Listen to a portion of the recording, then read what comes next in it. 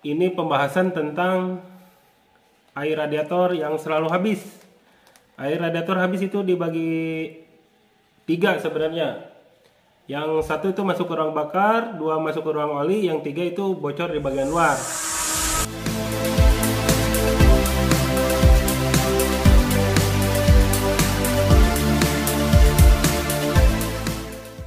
Assalamualaikum warahmatullahi wabarakatuh. Jumpa lagi dengan channel kami Tukemin Speed Concept. Salam gaspol. Oke. Kali ini saya akan membahas tentang air radiator bocor. Di video sebelumnya ada pembahasan air radiator masuk ke ruang bakar. Kali ini saya akan membahas untuk bagian water pump. Terdapat di bagian sebelah kiri di motor itu ada pompa. Jadi si peran barang ini adalah untuk memompa air radiator atau biar si air radiator bersirkulasi. Jadi yang asalnya si fungsi air radiator itu kan untuk mendinginkan. Jadi yang asalnya udah didinginkan, yang udah panas dipompa, didinginkan, setelah dingin terus bersirkulasi. Jadi panas ademin, panas ademin. Oke. Jadi si alurnya tuh dia posisinya seperti gini. Boleh kita buka aja. Seperti ini posisinya. Pergerakan crankshaft atau rantai keteng ataupun noken as, dia berputar ke arah sini ketika berputar, ketika jalan. Jadi bisa ditemukan cara mengalirnya adalah dia ditekan ke bawah di sini ke blok. Setelah blok ke atas, nanti didinginkan sama yang namanya radiator yang ada kisi-kisinya itu.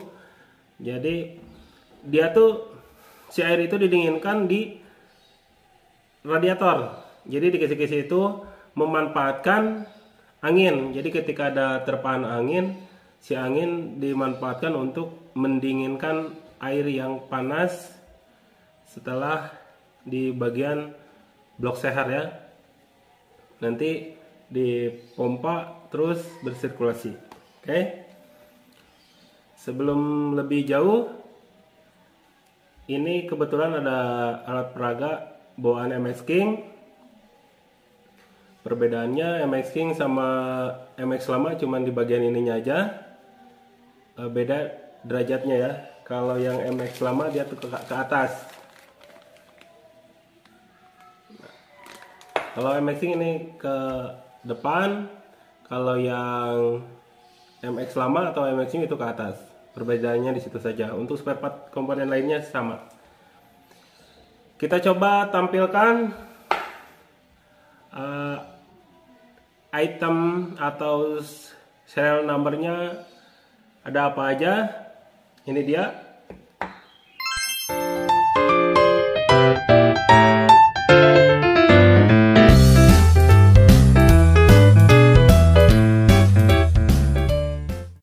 Ada nomor 1, 2, 3, 4, 5 dan selanjutnya.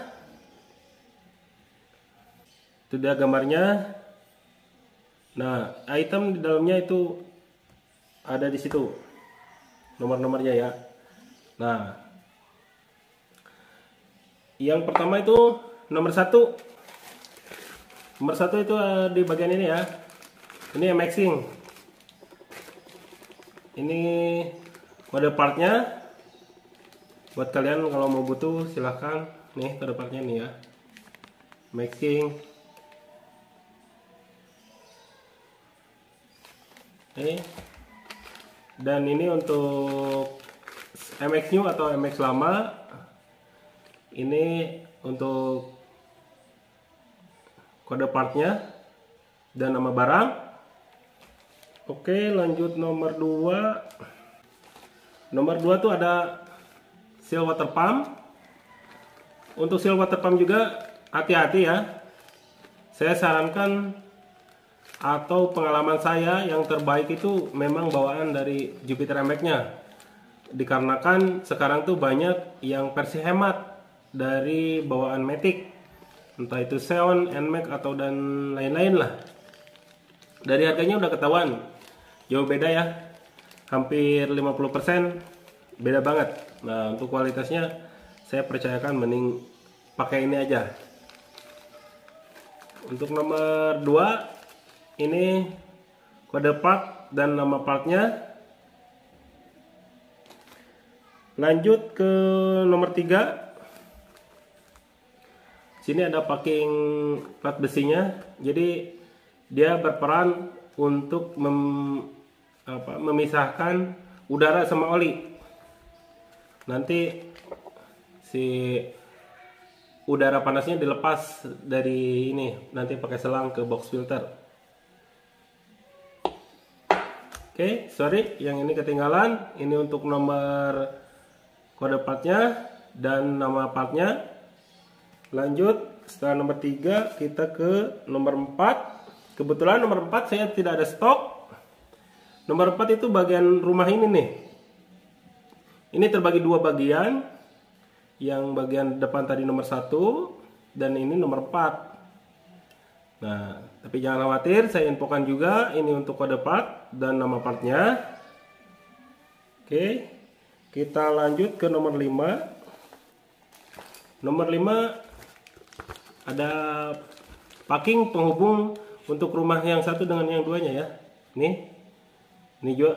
Ini kalian kalau butuh kode partnya ini silakan. Sama nama partnya. Biasanya kita sebut ini packing bagian water pump ya. Ini udah ada lapisan ininya ya, yang hitam ya. Jadi kalau ketika masang, kalau posisinya masih permukaannya masih pada bagus, nggak usah pakai lem. Lanjut, barusan nomor berapa ya? Nomor 5. Kita lanjut nomor 6. Nomor 6 tuh ada o-ring. O-ring bagian, biasanya saya bilang tuh o-ring tutup sintrik besar. Ini untuk kode part dan nama partnya. Lanjut ke nomor 7. Nah, 7 ini dia untuk kipas water pumpnya, atau bisa disingkat juga kipas WP. Oke, ini untuk kode part dan nama partnya. Oke. Lanjut ke nomor 8. Di sini ada besi yang tadi ini posisinya ada di sini untuk memisahkan oli dan udara. Oke, di sini juga ada lubangnya nih. Jangan khawatir, jangan takut salah masang, karena kalau salah masang dia nggak akan bisa, karena lubangnya udah dirancang biar nggak salah topnya ya. Oke, ini untuk kode part dan namanya. Lanjut nomor 9. Nomor 9, maaf saya stoknya lagi kosong, tapi jangan khawatir, ini dia si platnya. Oke, jadi sebelum kita membahas lebih lanjut masalah water pump, saya kenalkan dulu item apa aja yang ada di sini. Oke, ini platnya tadi nomor 9 ya. Nomor 9, silakan kalau butuh kode partnya. Oke. Dan ini nomor 10. Nomor 10 ada bearing water pump. Nomornya nomor 6000. Oke, jangan sampai salah ya. Ini nomornya. Sip. Oke. Itu bagian-bagian yang penting di bagian water pump. Tambah satu lagi ada o-ring yang kecil nomor 15 tuh, yang tadi di halaman pertama. Ini o-ring yang kecil untuk kode partnya. Kebetulan saya nggak bawa, tadi ketinggalan di bengkel. Oke, setelah mengenal barang-barang tersebut, mari kita bahas lebih lanjut apa yang jadi kendala di kebocoran bagian pompa. Oke. Di sini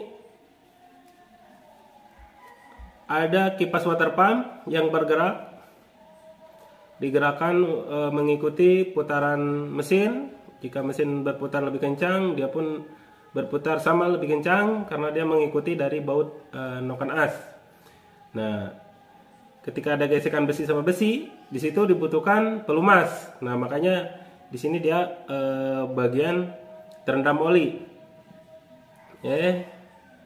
Tapi si ini biar berfungsi dengan baik, tapi dia tuh ada ruangan oli sama ruangan air.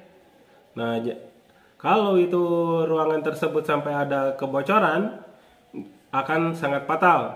Karena kalau air radiator udah masuk ke ruang oli, jadi si oli tersebut akan terkontaminasi air. Yang namanya oli itu berperan penting untuk sebagai pelumas, untuk melumasi gesekan-gesekan spare part lainnya biar lebih awet.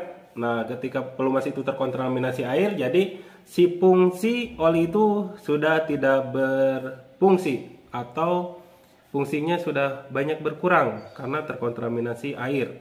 Biasanya spare part yang banyak cepat kena dampaknya itu bagian piston.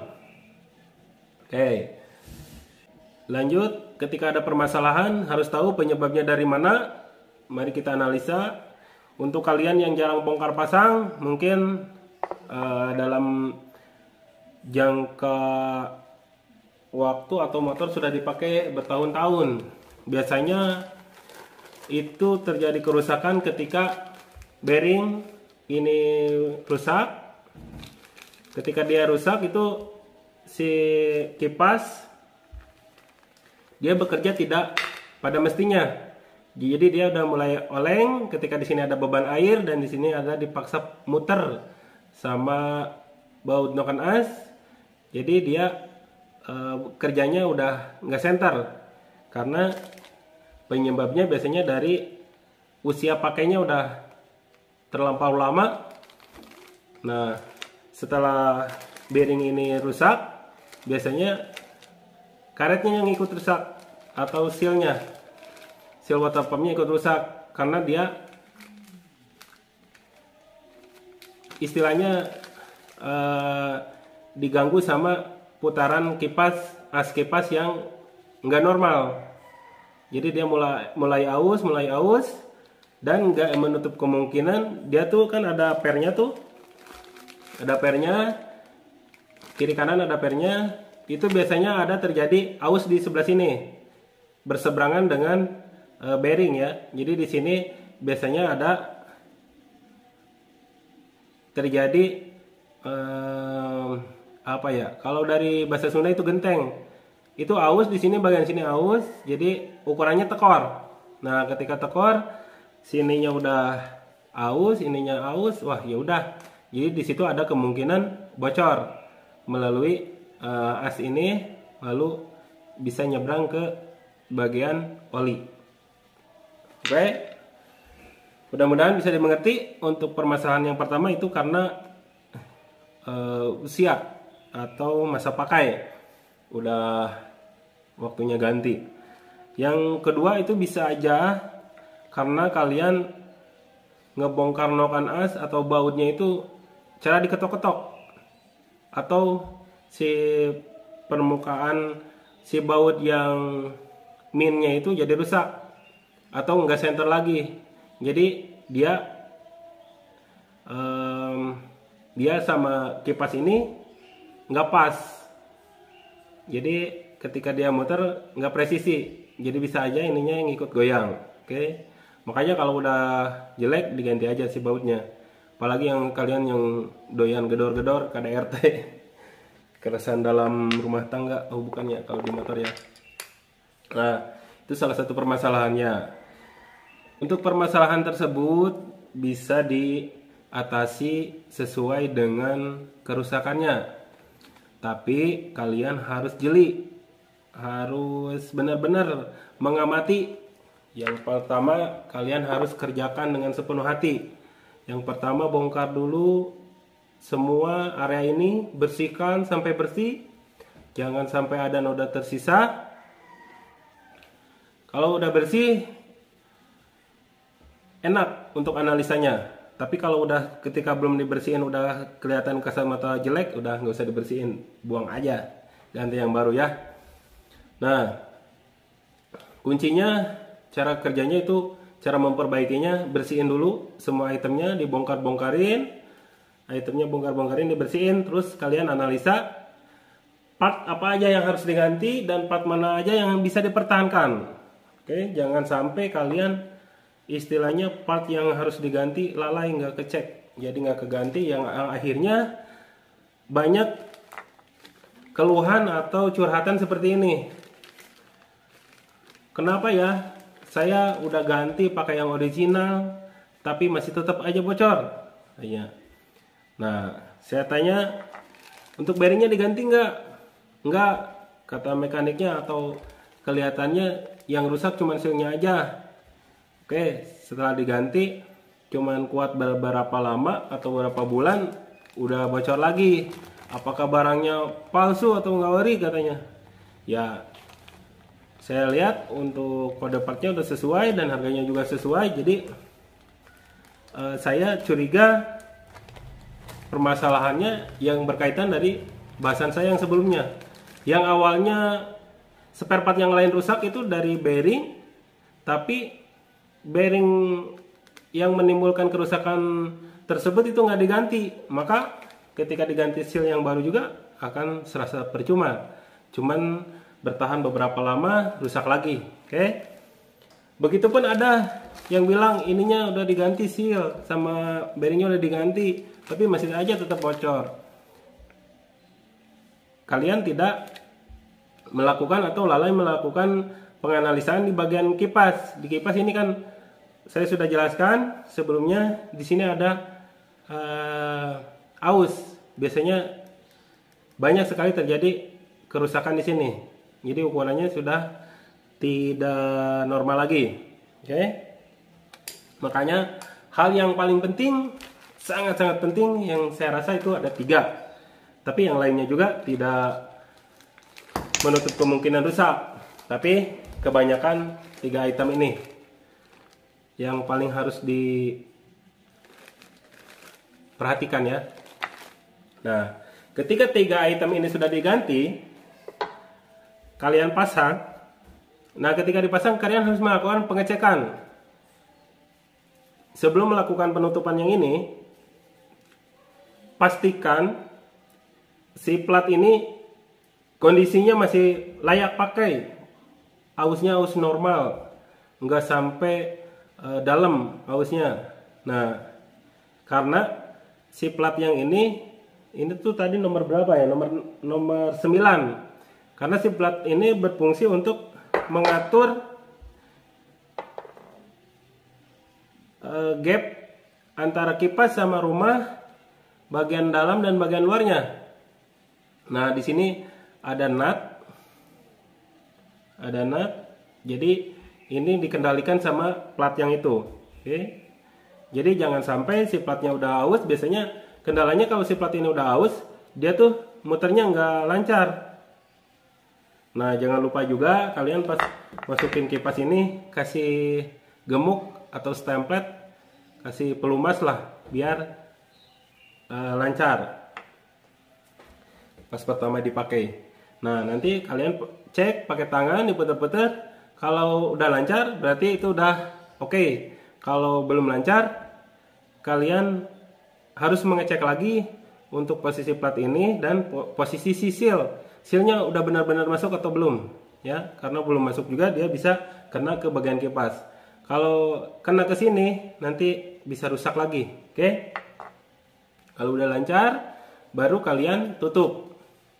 Jangan lupa kalau pakainya udah rusak, kalian ganti aja untuk nomor yang 5 biar nggak bongkar-bongkar 2 kali. Kecuali kalau masih bagus, tapi kebanyakan pas dibuka itu udah jelek silikonnya.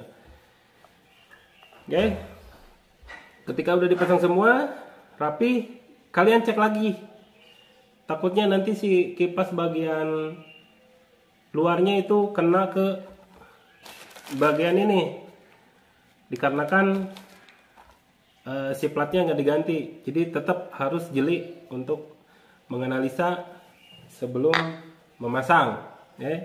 Kalau sudah lancar semua, pastikan baut-bautnya sudah kencang, tapi kalau bisa pakai kunci torsi. Jadi jangan terlalu berlebih karena itu akan mengakibatkan kerusakan atau yang disebut namanya selek atau amrol dratnya ya. Oke, lanjut. Untuk spare part lainnya itu jarang sekali rusak. Berarti untuk kalian yang punya kendala ini, mudah-mudahan terbantu dengan bahasan saya kali ini. Mari kita rangkum untuk video kali ini. Poinnya apa-apa aja? Ya, ini pembahasan tentang air radiator yang selalu habis.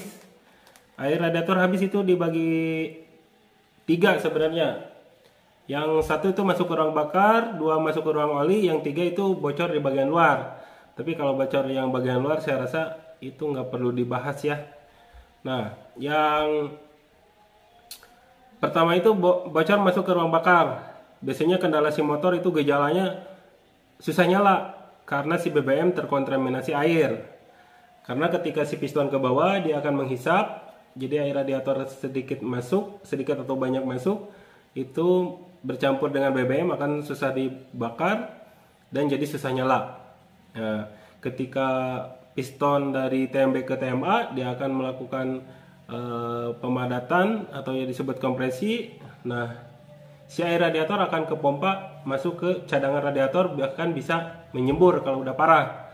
Nah, yang kedua yang barusan kita bahas, oli masuk ke air radiator masuk ke ruang oli. Nah, disebabkan dari yang tadi permasalahannya, biasanya gejalanya itu bisa dilihat dari warna oli. Warna oli tidak normal, biasanya kayak agak kecoklat-coklatan ya, kayak tuh. Warnanya kecoklat-coklatan. Nah, itu jangan dibiarkan lama-lama karena akan berpengaruh buruk karena fungsi oli tidak berfungsi dengan normal. Oke. Mudah-mudahan video ini bisa dimengerti dan jadi video yang bermanfaat. Mohon maaf bila ada kesalahan. Wassalamualaikum warahmatullahi wabarakatuh. Salam gaspol.